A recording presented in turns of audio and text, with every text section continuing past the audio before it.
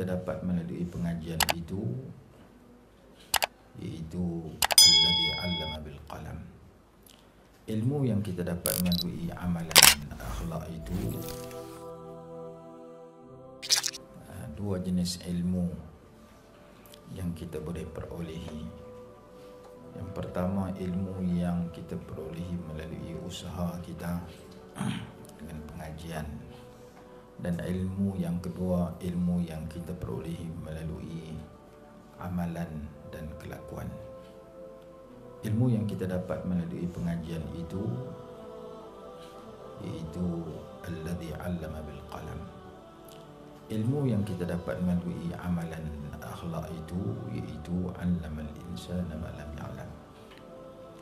Ilmu yang dapat melalui pengajian itu nun wal qalam wa ma yasturun. Ilmu yang dapat melalui penjagaan kita kepada batasan-batasan syarak, melaksanakan yang Allah perintah dan menjauhi larangan Allah melalui firman Allah dalam janjinya, wattaqullaha wa yu'allimukumullah. Kalau kamu orang bertakwa, Allah bagi ilmu kepada kamu.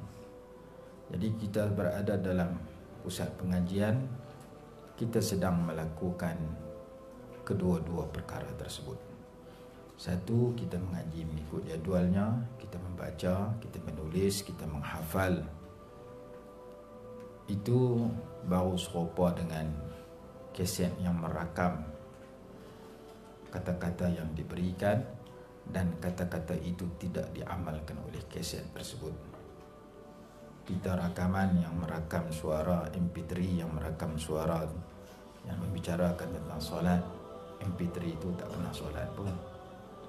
Maka kita merakamkan ilmu yang kita belajar itu peringkat yang pertama yang disebut sebagai alladzi 'allama bil qalam. Allah yang mengajar kita dengan pen. Kita menggunakan pen untuk mencatat. Namun ada ilmu yang kedua yang difirmankan oleh Allah, alladzi 'allama al insana ma lam ya'lam, yang Allah beri ilmu yang belum manusia ketahui, yang difirmankan oleh Allah dalam suratul Kahfi, wa 'allamnahu min ladunna ilma wajada 'abdan min ibadina atainahu rahmatan min indina wa 'allamnahu min ladunna ilma. Kami berajar kepada mereka dari sisi kami ilmu, yang disabdakan oleh Nabi SAW dalam hadis riwayat Imam Abu Nuaim, man amila bima alima awrasahu Allah ilma ma lam ya'lam.